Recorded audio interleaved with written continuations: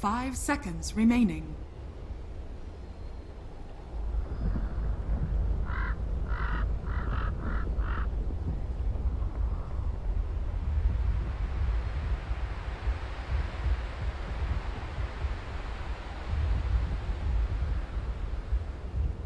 Alright, so let's see it.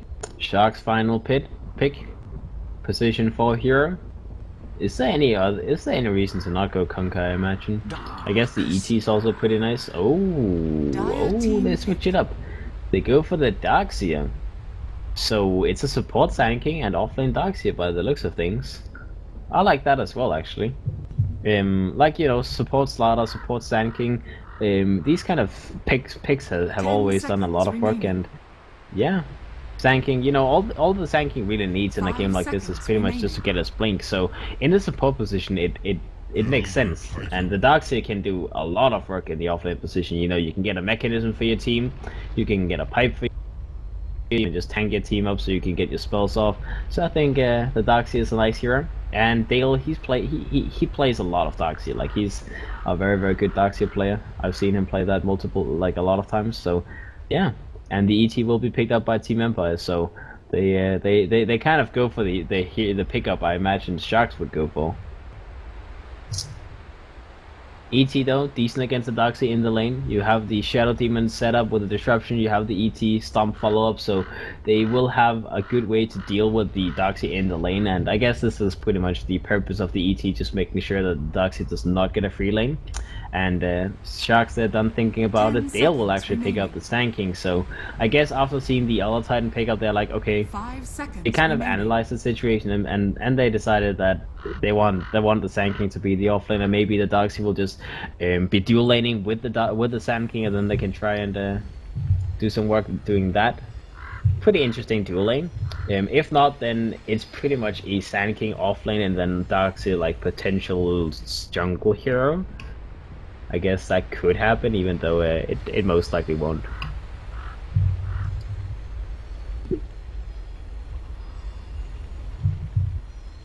I guess that's okay though, because the ET is very good. Like, the ET Shadow Demon against the Darkseer is a lot of trouble for them to deal with. The Sand King does deal with it slightly better. You can Borrow Strike like instantly after the Shadow Demon's disruption, so you at least have a chance of surviving. Whereas the Darkseer, you know, you can use Surge, but like you're not really gonna get it off that well. And it will be a Celery Darkseer. That's something, guys. That is something.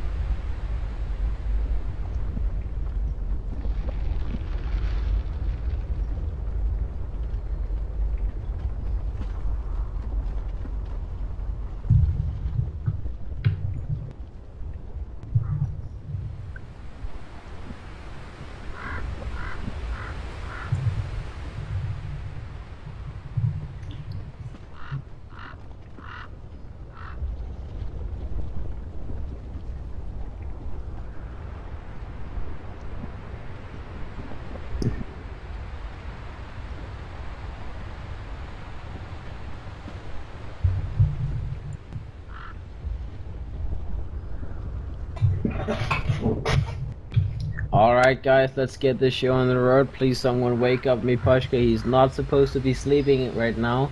Either way, Sharks, Empire, Game 3, hectic series so far, and who knows, with this final lineup, I still believe that Sharks is probably the ones with the better solution to this draft. No, the Sand King, once he gets a blink, the Darkseer with a mech, when those two things are online, I just feel like Shark's teamfight lineup in general is much stronger. And sure, you have the Shadow Demon Luna push combo. The Axe is pretty frightening to begin with, but once the game drags on, the Lincoln Sphere comes online on the Morphling, he gets an E-Blade, that's pretty much the moment where Empire will start losing that grip. So they need to pretty much all over, like, just blood Sharks before that happens. And let's see the heroes they have to do that. They have the ET Shadow Demon, that's always pretty nice. Those two heroes can do a lot of work on the map, so it's up to those two to pretty much just shut down the offlane. That's like the priority number one. Make sure that Dale / Celery, whoever is in the lane, does not get any kind of good farm in the offlane, and then apart from that, it's just pretty much he will have an okay lane against Slash in the mid lane. They will be pretty even, I imagine. And the offlane Ghostig will just jungle, so he will get a good amount of farm by jungling. And for Sharks, I guess the Darkseer may even just, go offlane and then try and rotate into the jungle just to harass the Axe a little bit.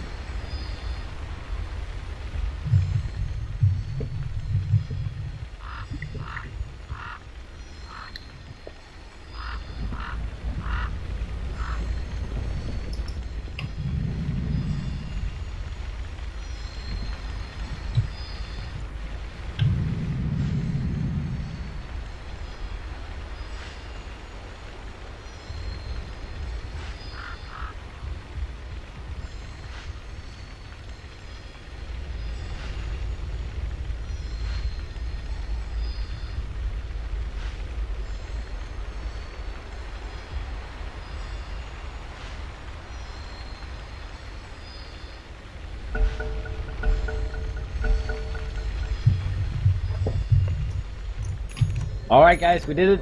Someone woke him up. We're back. We're fighting. We're playing. We're Dota 2 video game. Let's go. We have the Warlock bottom lane moving in, getting those early wards down. Probably just a simple lane ward. Nothing too unusual about that, I guess. And as for the side of Empire, they may be thinking about making some kind of early level 1 play, and indeed, they want to fight. They may go for that odd movement where you go through the mid lane and then, go either up or down, because that's very unexpected for most people. And indeed, they will go up and then they will go down, they will go in, they will search for kills. The Morphling is so far just sitting himself under the tier 2 tower. He's moving a little bit out. He does have that Morph agility already skilled up, so obviously he can't go for the value point in the waveform. They may be able to spot him out, but so far they're just moving in, they're seeing what they can get. They put down an early ward, and that's pretty much going to be the end of it, as they don't find anyone. Good luck, everyone, friends. Alright, so nothing else here. We don't even like Sharks, they're actually just completely mesmerized. They have no idea where The Empire battle is, so they just say, begins. okay, we're sitting in the base. They The literally prize is just sit mine. AFK in the base. They don't give like no one takes the top rune. Bottom rune goes to Empire, and Sharks are like, yep, you can't find us if we're hiding here. I'll take your tribute.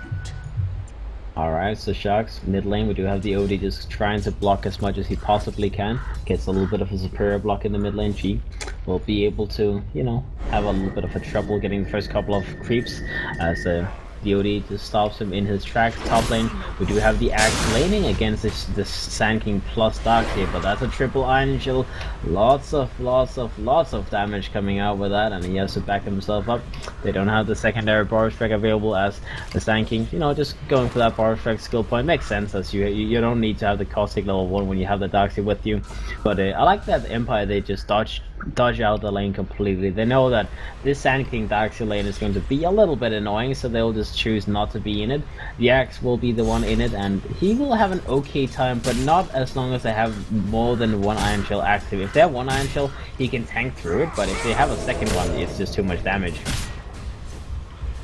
And Outdale takes a little bit of harassment from the tower, as well as the Axe himself. Nice use of that taunt, just forcing out a healing salve instantly, as he kind of just returns the favor of what happened a second ago. And bottom lane, in the meantime, we do have the Luna getting free farm so far. The Morphling is sitting with one single asset, so Mambos is not having too much fun. We do have Miposhka rotating into the mid lane, not letting him go. And okay, this is Miposhka tanking the tower a little bit. I'm pretty sure that he went like in where they had vision of him. Either way, Echo Stomp is available. Zany needs to dodge out the arrow. They do have the arrow available, but he will just, you know, he'll just hug the tower as much as possible. He'll go into the mid lane, shoot a couple of spells onto G, trade a couple of hits as well, and it makes sense, you know. If he's gonna go back to the base anyways, you might as well just trade some hits, some damage, some whatever. Bottom lane Mamba is still not really getting anything. One last hit, man. He's like, team. Waveform is available. He will go for the waveform. He will be fine. And he's not getting killed so far. I mean, this is looking like an odd start for Sharks though. It's the Axe is level 3. He is getting some farm. He's pulling the wave. He's farming that, and overall, sure, the Sand King and the Darkseid is getting decent farm. We have a level 3 Sand King, we have a level 2, almost level 3 Darkseid, but I don't think that like being in this Axe lane is good enough for this kind of dual lane. Miposhka almost dies in the bottom area, but sadly the Fatal Bonds is not shared with anyone, so they can't really. And yeah, that's going to be the end of the Luna. Still just getting the freest farm of his life. Mambos. One last hit, guys. I have a last hit. I swear. I got last hit. Please. Oh, there's creeps. Yes. Come to daddy. Come to daddy. There's creeps. Let's see if he gets them. Let's see if we can see us low him. That's one CS. I'm missing that. Oh, but in the meantime we do have the Luna a little bit stuck. But he does fight up against City. He does have another Lucent Beam available in a second. Echo Stomp comes out, does hit onto the Morphling. Ooh, they get a first blood onto the Warlock. The Morphling is dropping very low as well as Miposhka wants to go in, wants to fight him. It's once, it's twice. And Miposhka needs to be a little careful, but the Lucent Beam from down below as the Luna gets a kill, barely survives as well. And now we have an Echo Stomp coming out onto the Warlock. The Warlock gets another Lucent Beam in the face. They want to get this kill, and they may actually be able to get it as he is super low. They do have the Astral Imprisonment coming out, or well, what's called the Spirit coming out, and they get the kill. The second point in that Soul Catcher from Sinner the Slayer secures another kill on the Zany and the Warlock. He just TP back into the lane, so triple kill in the bottom lane as Empire, they don't lose anyone. A lower end barely gets that double, and you know, he survives, but only just barely. Mid lane we do have G taking maybe a little bit more harassment than he would like to, but Slash Strike may be punished if he's not careful. We do have Miposhka just you know, standing on the high ground. So far nothing happens. Slash Strike just gets a little bit of damage in onto G. Stemma denies himself. Arrow flies out by G. He doesn't hit onto the big creep though. Feels bad, man. Alright, and top lane. still just this dual lane coming out from the Darkseid as well as the Sand King, as the Darkseid has 14 lasters, the Sand King has 18, so both of them are getting a good amount of lasters in this lane, but Ghosting is getting okay farm, 12 lasters, you know, not the greatest, but not the worst here. Luna is getting free farm bottom, and I don't know, man. It just feels weird that you have a safe lane carry who is literally getting less than nothing. 5 lasters is what the count is right now, sure. And yeah, you can see it, Empire 1500 net worthy, so it's not just me being crazy that those two heroes getting farm in the top lane is not really worth it. Celery is not all for. We do have the Sand King rotating into the bottom lane with an active Iron Shell, wanting to get a kill onto Seven the Slayer, but Seven the Slayer will just take a long walk. Meanwhile, mid lane, Slash Right goes for that Ashram Fisherman. He does have that DD rune active, so they don't really want to fight him too much. Sunday still trying to get that kill, doesn't actually.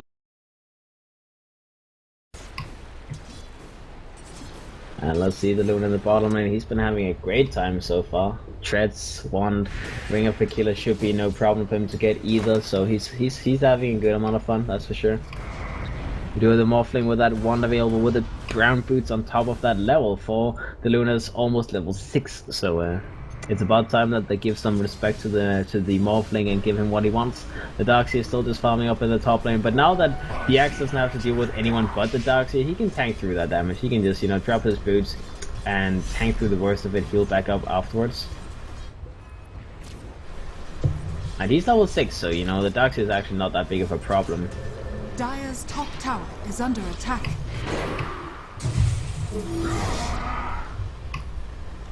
Nice attempt, but sadly Darkseid gets that surge away, he will be fine.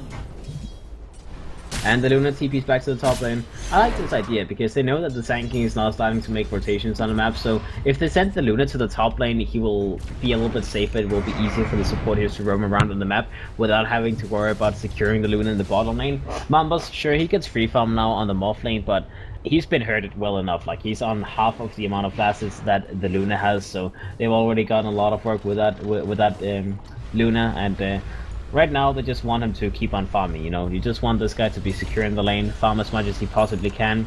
The Axe can start making some movements once he has the blink completed. He is so far in the bottom lane. He's going for some, you know, smaller items, raindrops, Wand, Wind Lace as well, so it will be a very slow blink, but he gets those like items just to build up towards it. And Ghosting should be fine in this lane as well. He's level 7, you know, there's no way that they can just instantly kill him, especially with a level 4 Warlock, with a level 5 Morphling. They can't really pressure him away. Mid lane we do have G trying to get a kill there, but Dale is standing in the way, still level 5 on the Sand King. He's been going from getting a lot of farm on this hero to just roaming around and not really doing so much actively, at least. And let's see bottom lane. OG comes in, gets 1 kill onto Zany as they get the dunk. They will lose the Axe though, so far the trade-off favors Sharks as Dale makes a nice rotation there. G gets a big creep on the way out, just, you know, what do you want, Dale, man? And Dale gets his level 6, almost level 7 from that, and you know what, good trade-off.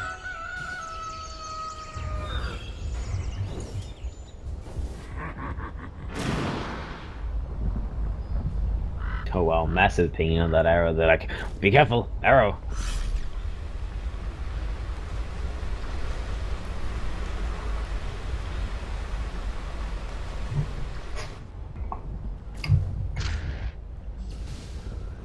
Alright, bottom lane, Ghostic moves back in. He does have his raindrops and whatnot available this time, 1k HP as well, so it shouldn't be as easy to kill him anymore. Dale farming the jungle should be fairly easy for him to do. He's also getting some experience for Zany, as these two heroes, they feel like they can just jungle together, share the pain, share the love, share the farm.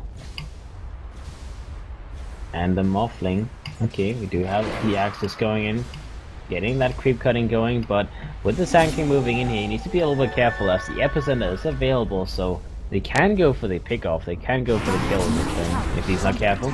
In the back line, so the other dogs are being gone on, but the arrow is sadly not in time as he had to reposition himself forward. Dale makes a TP rotation to the top lane though, gets the bar strike off, but oh, there's actually no mana available on G. He cannot go for that leap away, but he can now. And we see bar strike not coming out. Okay, the Sand King will be taken down, and now we go in. slash drag, went for that Astral Imprisonment onto Samuel Slayer, trying to shut him down, but the Luna just went for a simple Eclipse, gets a kill there, maybe even gets another kill here, as the Darkseid is taking a lot of damage, and oh, that's super close, but for some reason the Luna was just a little bit too scared about going close to him, and now we do have the Warlock dropping down the Darkseid. Wait, he died to the Fatal Bonds. What? Was the Fatal Bonds there? I'm not sure. I don't even know how did he die? He died to the the ET. Miposhka, he sent a spirit in there. Ah, I see. Nice pickoff then. Such a good play that no one even saw it. Miposhka the god. The axe blades dazzle. Either way, that's this game is going like incredibly well for Empire right now. 8-1. They have a super farm Luna, 2,000 gold ahead of the Morphling. The G is getting decent farm in the mid lane as well, 1,000 gold ahead of the OD. The first Eclipse gets a kill onto the OD, something that probably should never happen, but he used the Astral a little bit too aggressively, ends up paying the price for it. The Axe is getting good farm as well. There's one stack here from the Shadow Demon, just trying to secure this farm for the Axe, and he's making the Axe illusions, you know, take the worst of the damage off. And Ghostic will move closer and closer towards that Blink Dagger. He has 1,500 gold on him right now. The Luna has Dragonlance completed at 10 minutes into the game. The ET does have a Soul Ring and his Tranquil Boot, so he can spam out his spells a little bit more. The Shadow Demon is level 7, and he's been able to do so much already. Samuel Slayer has been having a great game on the Shadow Demon. He has his ultimate up, and that is before the Warlock has his ultimate up. Obviously, the Warlock Golem is something you really want to have at this point. The Sand King is level 7, he's been able to jungle pretty nicely, and he is trying to get that Blink as fast as possible. I guess in this game, it's like he's not technically an offlane, even though it is the offlane player playing the Sand King, and he needs 1,000 more gold for that. Blink, the Darkseid is trying to finish up that mechanism himself, as he needs about 1,000 gold as well. Obviously, the mechanism Blink timing on the side of Shark is still pretty scary, so still something that you have to worry about as Empire, but if they have such a good start, I guess it should be a little bit smooth of them to get into that moment. The Mirana is trying to finish up his Academ Scepter as well, as he has a point booster, and with Aquila as well, boots, screen drops, you know, it's going to be a decent timing in that Axe, no doubt about that. Ghost Stick kills, just executes that replicate.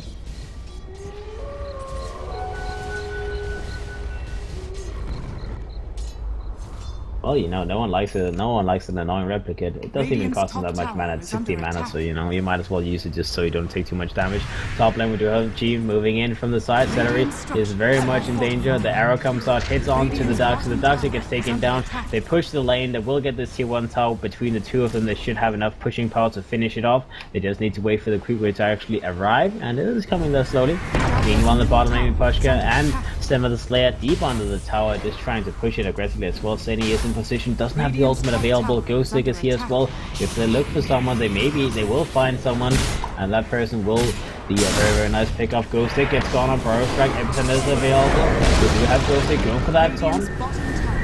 Caught on the Sand King. Epicenter still available. Ghost Stick may drop down here, but for the time being he's okay. Ghost Stick finally gets hit by the Burrow Strike, but the Luna's beat. The Luna goes in, big Eclipse onto the OD. The OD drops down into the Dale. Maybe a little bit in trouble here. We do have the Warlock finally getting that Golem picked up. We'll go for the Golem just to scare away the Luna, but this is not an aggressive Golem. This is a very defensive one that may even lose it, as the Luna is trying to pick it off. We do have the what's it called, Echo Storm coming up on Dale. Sand King, he will be taken down as well. Will be okay. This Disruptor, I'm not really too sure about that, but either way they do get the kill.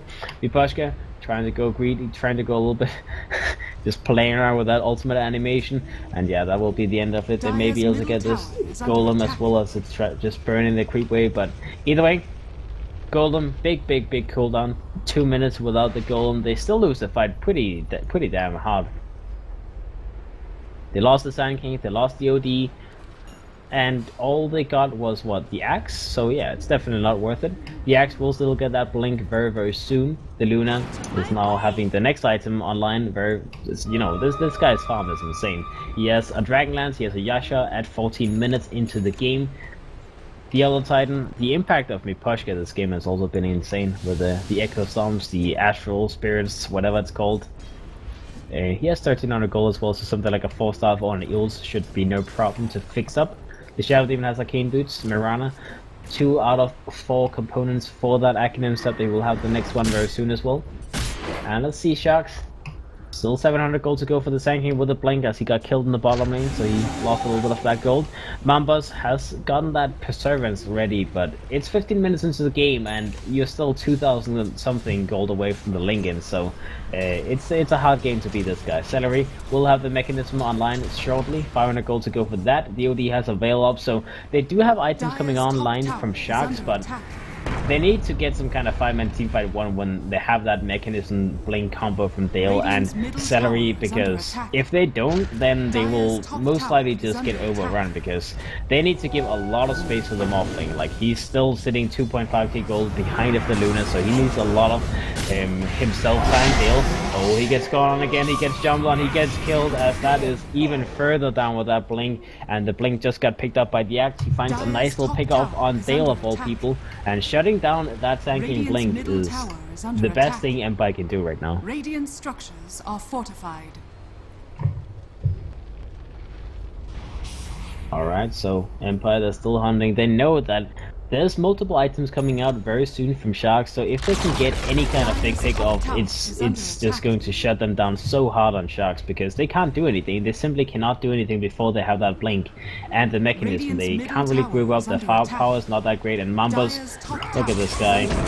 He's not having too much fun. Taunt comes out, arrow comes out, and this guy is going to be evaporated as he's trying to survive. He's trying to just morph himself to victory, but inevitably he will be taken down. Also a little bit of value gold lost there. I think he lost like 100 or 200 gold there from his pockets, so another kill. So both him as well as the Sanking being punished a little bit, and every single time they get these pickoffs, look at the yellow titan, 2,000 gold banked up on him, so he will get a nice little item for himself. The axe does have 1k gold on top of his blink that he just picked up. The Mirana will have the acronym set up now, so everything is going pretty damn well for these players. Radiant's bottom tower is under attack. Dire's top tower is under attack. Now let's see mechanism up on the dark sea. They do have the golden ready again, so this may be the moment that they're looking for. They don't have a blink available, but Dale, he's just trying to cut himself through the tree so he doesn't have to use the blink, and maybe they can take this fight, but it feels a little bit awkward. Let's see how they do it. As Celery goes in, he does have the vacuum available, but instantly Miposhi goes for that astral spirit, just scares them away, make sure that they are not doing anything. The arrow comes out. We don't see any, maybe a little bit in trouble. The sun comes out, doesn't hit, oh, barely hits onto the Warlock. We do have a nice vacuum wall coming out. Mambas goes in, tries to fight with his team. The Luna is very, very low gold, comes out, keeps them in control, as Sanity Eclipse from Slash, but not doing too much damage. Now we have Grufix coming back in. The bar strike got used onto the Luna. The Luna is so low, will be taken down. No, he will not, as the Lucid Beam finishes off Dale, and he barely survives with 100 HP left standing. Mambas doesn't get anyone in the meantime, and everyone survives on Empire. Golem has been used. The Eclipse was not used from the Luna, so he will have that from the next fight. And let's see, the Golem is being taken down alongside the Warlock, as Ghostic gets another initiation in, and they get another kill. They lose absolutely nothing, and they get so much. Oh, and the Darkseer. He just leaps in with that ward, spotting out the Darkseer, trying to farm that camp before going back to the base. That will punish him, and he will feed his life away to G. So 3 for nothing. That's painful, man. That's like insanely painful. The Mirana, what's it called? The Luna will have a Mantis Star completed very, very soon. He's sitting on 2.1k gold. He only needs the recipe gold, and when he has that completed as well, Blink should come online from G very soon. Ghost Egg does have 1,600 gold, so something like the Blade Mail, Fall Staff, whatever he chooses to go for next, should not be the biggest issue in the world. He may even just go for Vanguard to be able to tank up a little bit more. Iposhka does have a Veil available as well, as he has the same amount of farm as Slash Strike pretty much. They actually have 100 gold separating the two heroes, as Miposhka, he's been having an insane game. So this is not really what I was expecting to end up this series, as Sharks, they're having a very, very hard time. 10,000 gold behind before 20 minutes. That's Empire just saying, okay guys, no more fooling around. We will just dominate Sharks.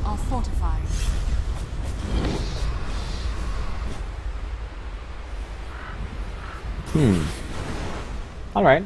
Well, I don't know. I think this pretty much ended up with Sharks not deciding to to switch around, like they didn't send the Sanking or the Darkseid to the bottom lane, and having that villain against the Axe, which didn't do much for them. Now we do have flashback in the backline. It comes out, 1 kill, 2 kill, 1 kill per beam pretty much as the Lowlands gets a triple kill with the clip.